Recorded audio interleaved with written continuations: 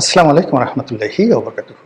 সম্মানিত দর্শক, এবারের ভোটে কতগুলো অদ্ভুত ঘটনা ঘটে গেছে। মানুষের মনোজগতে অদ্ভুত অদ্ভুত সব প্রতিক্রিয়া তৈরি হয়েছে। নারীরা আমাদের দেশে বহু শতাব্দী ধরে বোরকা পরেন, হিজাব পরেন, কিন্তু বর্তমান জামানাতে এসে রাজনীতির অঙ্গনে বোরকা এবং হিজাব এটি প্রতিপক্ষের নিকট একটা ভয়ঙ্কর যাকে বলা হয় উপলক্ষে পরিণত হয়েছে।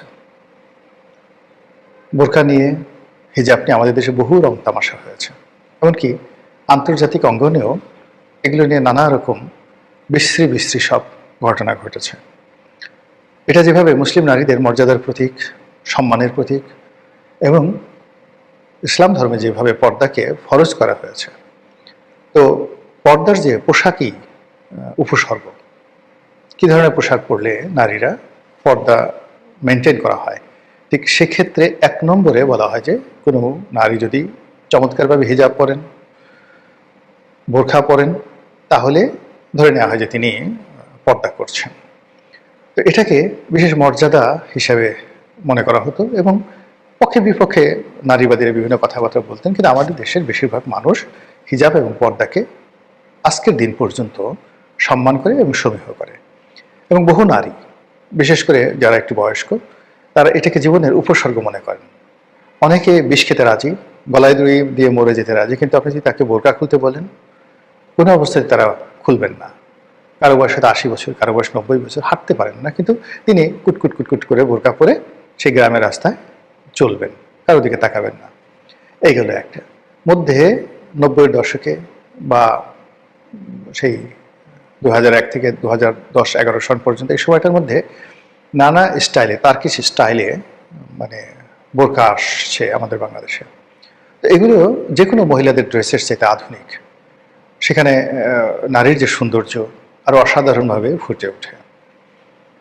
হিজাব, ওড়না, তার সঙ্গে বোরখা, ৩টি পার্ট মিলিয়ে এখানে যে কালার কম্বিনেশন করা হয়, তাতে নারীর যে দেহ সৌষ্ঠব সেটা আরও আকর্ষণীয় করে পুরুষের কাছে ফুটে ওঠে। এখন ওটাও বন্ধ হয়ে গেছে। এখন বলতে গেলে সেই যে আমরা ৭০-এর দশকে ঠিক অনেকটা তাঁবুর মতো বোরখা, যে মাথায় একটা গোলটুপির মতো, তারপরে সারা শরীর ঢাকা কালো রঙের পোশাক দিয়ে, আর চোখের সামনে বড় একটা পর্দা থাকে, আর ওই পর্দার ফাঁক দিয়ে দেখার জন্য দুটো গর্ত থাকে।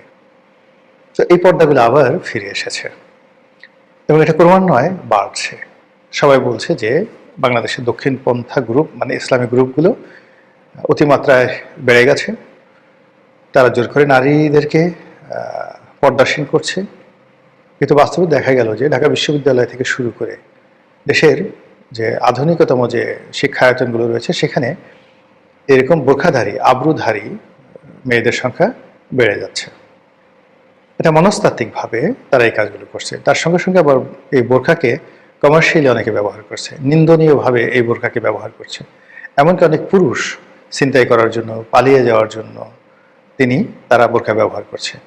আওয়ামী লীগের জমানার শুরুর দিকে সেই বেশ কয়েকজন বিখ্যাত লোক, নাম বলবো না, তারা হয়তো আগামী দিনে মন্ত্রী হবেন, তারা কোর্টে বোরখা পরে গিয়েছিলেন। আবার সেই বোরখা পরে তারা সেই মোটর সাইকেলে করে পালিয়েছেন। সেই ছবিগুলো এখনও কিন্তু ঘুরে বেরিয়েছে। ফলে এই বোরখা অনেক মন্দ কাজে কিন্তু ব্যবহৃত হয়ে আসছে গত প্রায় ১০-১৫ বছর ধরে। তো এই যে বোরখার বহুবিধ ব্যবহার নারীর জন্য, পর্দার জন্য, ইজ্জতের জন্য, আবরুর জন্য, ছিনতাইয়ের জন্য, রাহাজানের জন্য, মন্দ ব্যবসায়ের জন্য, মানুষকে প্রতারণা করার জন্য, ধোঁকাবাজির জন্য, অ্যাজ এ হোল, মানে যেটার যত ভালো দিক রয়েছে সেই জিনিসটির কত মন্দ দিক রয়েছে। এমনকি যে আমরা ধর্মকর্ম করি, ধর্মকর্মের অনেক ভালো দিক রয়েছে, কিন্তু এই ধর্মকর্মকে কেন্দ্র করে একটা বিরাট প্রতারণার বাণিজ্য পৃথিবীব্যাপী চলছে সকল ধর্মে। তাবিজ, কওয়াজ, জাদু, টোনা, বান, এই সব তো ধর্মকে ব্যবহার করেই এক ধরনের ভণ্ড এই কাজগুলো করে থাকে। জান্নাতের টিকিট বিক্রি করা, তারপরে শেষে পীর হয়ে বসে থাকা, মোর্শেদ হয়ে বসে থাকা, লক্ষ লক্ষ মুরিদ বানানো, আর মুরিদদেরকে ব্ল্যাকমেইল করে তাদের উপার্জিত অর্থ এনে ছলে বলে কৌশলে সেগুলো দিয়ে বিরাট ব্যবসা ফেদে হাজার হাজার কোটি টাকা উপার্জন বাংলাদেশে কত ভণ্ড পীর যে করেছে তার কোনো ইয়াত্তা নেই।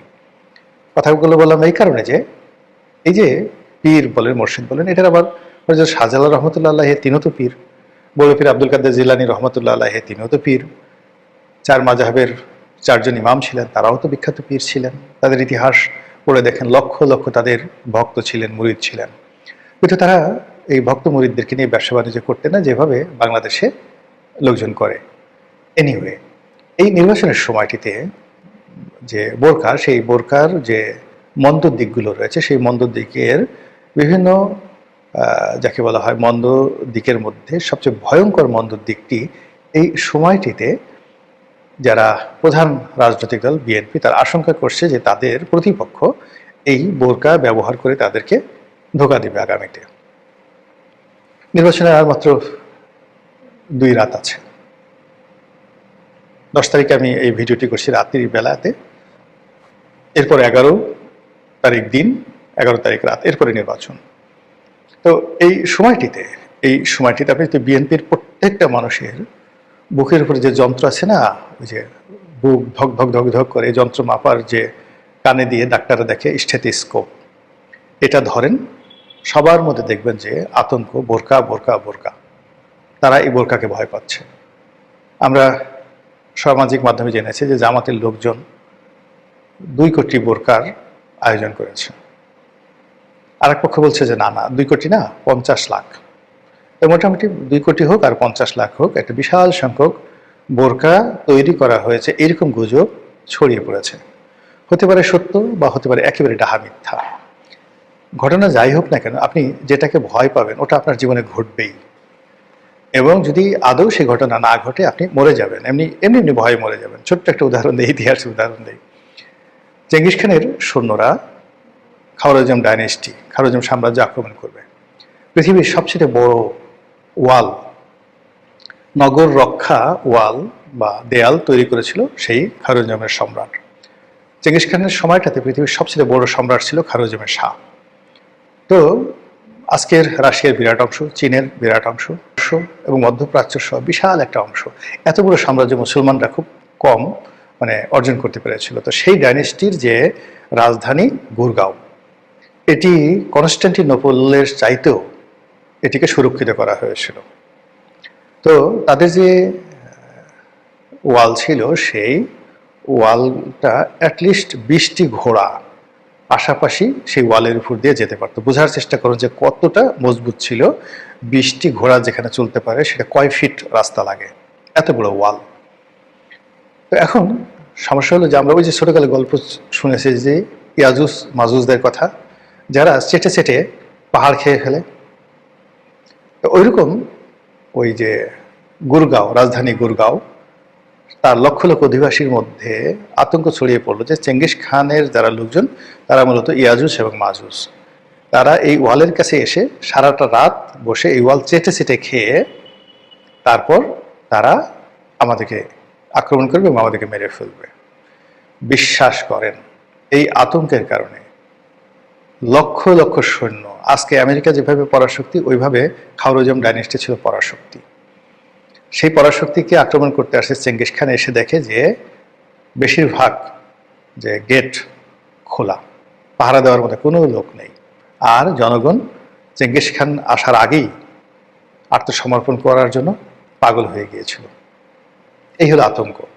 তো ওইরকম জামাতকে নিয়ে, জামাতের বোরখাকে নিয়ে, বোরখা বাহিনীকে নিয়ে বিএনপির মধ্যে ভীষণ রকম আতঙ্ক গত এই 1 মাস 1.5 মাস যাবৎ চলছে, এবং আজকের এই দিনটিতে সে আতঙ্ক চরমে।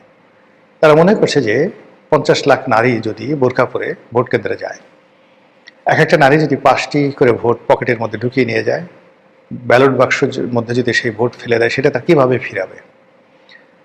সেই বোরখাকে যদি তারা চ্যালেঞ্জ করতে যায়, গণ্ডগোল লাগবে। আবার তাদের মধ্যে এই আতঙ্ক আছে যে জামাতের যারা নারী, তারা অনেকে কুম্ভ জানে, কেরাত জানে।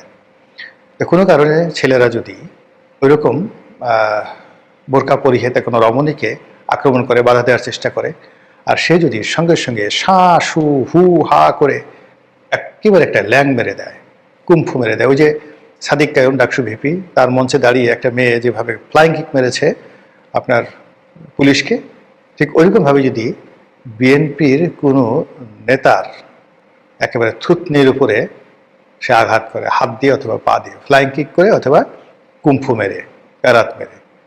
আহত হবে, রক্ত পড়বে, তার চেয়ে বড় ব্যাপার হলো বাকি জীবন সে কিভাবে বসবাস করে, মুখ দেখাবে কি করে। তার স্ত্রী জিজ্ঞেস করবে, আমার সাথে শুধু পারো, সেদিন যে জামাতের মহিলা তোমাকে কুম্ফু মারলো, তোমার যে নিচের দাঁতের পাটি খুলে ফেলেছে, তোমার থুতনি বাঁকা করে দিয়েছে, বাঁকা বাঁকা হয়ে কথাবার্তা বলছো, তো সেদিন তো কিছু করতে পারোনি, আজকে আমার সাথে বাহাদুরি দেখাতে আসছো, মিনসে কোথাকার। তো এই জিনিসগুলো স্যাটায়ার বলেন আর যা বলেন না কেন, যারা মাঠে যাবে তাদের কিন্তু এরকম বোরখার ভয়, বোরখার ভিতরে কুম্ফু কারাতের ভয় যথেষ্ট আছে। দ্বিতীয়ত যেটা আছে যে নারী ছাড়া যদি এই 50 লাখ বোরখা যদি পুরুষরা পরে, একটা বিরাট অংশ পরে, এবং তারা যদি আরো মানে কুম্ফু জানে, কারাত জানে, শাওলিন জানে, তলোয়ার চালাতে জানে, এরপরে দৌড় দিতে জানে, তাদের পিঠের মধ্যে ধরেন একটা বড় একটা লাঠি আছে, সেই লাঠির মাথায় একটা সুই আছে, বা ওই যে গরুকে খোঁচা দেয় ওইরকম কিছু একটা আছে, তো হঠাৎ করে দেখা গেল যে তারা ওইভাবে গেছে, আপনি কাজ মানে নর্মালি তাকে চ্যালেঞ্জ করলেন, 4 থেকে 5 জন ছেলে বা 5 জন কর্মী, এরকম একজন পিঠ থেকে হঠাৎ করে তলোয়ারের মতো একটা লাঠি বের করলো, বের করে শু কারে একদম শাওলিনের মতো চালানো শুরু করলো, কোথায় যাবেন বলেন? তো এই যে আতঙ্ক, সে আতঙ্ক হয়তো কিছুই হবে না, হয়তো একটা বোরকাও বানানো হয়নি, কিন্তু ভয় চলে আসছে। আর ভয়ের কারণে জামাতকে নিয়ে এই ভোটের একদিন আগে বা 2 রাত্র আগে যে আতঙ্ক সব জায়গাতে চলছে, যে জামাত কি করবে, জামাত কি করতে যাচ্ছে, যদি জামাত জিতে যায় তাহলে কি হবে, মুখ দেখাবো কি করে, এত দাপট। এই যে এখন মানে তারেক রহমান সাহেবকে আমরা প্রধানমন্ত্রী বানিয়ে দিয়েছি, তাকে নিয়ে আমরা যে প্রোটোকল দেখাচ্ছি, এসবের কি হবে? আমাদের তো আসলে গলায় দড়ি দিতে হবে যদি জামাত ক্ষমতায় আসে। এই আতঙ্ক যেমন অনেককে পেয়ে বসেছে, তার সঙ্গে সঙ্গে আবার আওয়ামী লীগের যারা লোকজন আছেন, বিএনপির যারা লোকজন আছেন, বিএনপি সমর্থিত মানে আমাদের মধ্যে অনেক সাংবাদিক সাহিত্যিক আছেন, গত 17 মাসে বিএনপিকে সমর্থন করতে গিয়ে জামাতকে যা ইচ্ছে তাই বলেছেন, এমন অকথ্য অশ্লীল অশ্রাব্য কথা বলেছেন। জামাতের যে দুর্নামগুলো রয়েছে, বদনামগুলো রয়েছে, সেগুলো যদি তারা করে, তারা যদি তাদের রগগুলো খোঁজখবর নেয়, প্রতিপক্ষের রগগুলো কেমন আছে, পায়ের রগগুলো ভালো আছে কিনা, হাতের রগগুলো ভালো আছে কিনা, ভোটের পরের দিন চাচা আসসালামু আলাইকুম কেমন আছেন, আসেন আপনার হাতের রগটা একটু টেস্ট করি, চাচার সাথে সাথে সেন্সলেস হয়ে পড়ে যাবে। তারপর শুনলাম যে আপনার পায়ে অনেক শক্তি, দেখি পায়ের রগটা কেমন আছেন, কিচ্ছুই করবে না, খালি রগের কথা বললেই খবর হয়ে যাবে। তো এরকম মনস্তাত্ত্বিক যে অবস্থাটা চলছে বাংলাদেশের রাজনীতিতে, জামাতকে নিয়ে যে ভীতি শুরু হয়েছে, এই ভীতি 71 সনেও ছিল না। আলবদর শামস, রাজাকার, এদের কথা শুনে মানুষ যতটা না ভয় পেত, এখন এই নির্বাচনের 2 দিন আগে জামাত নিয়ে এই যে একটা ভীতি ছড়িয়ে পড়ছে, এটা কি শুধুই মাত্র ভাইব, এটা কি শুধুই মাত্র আওয়াজ, নাকি প্রকৃতি পর্দার আড়ালে এমন কিছু খেলছেন যা কিনা আমাদের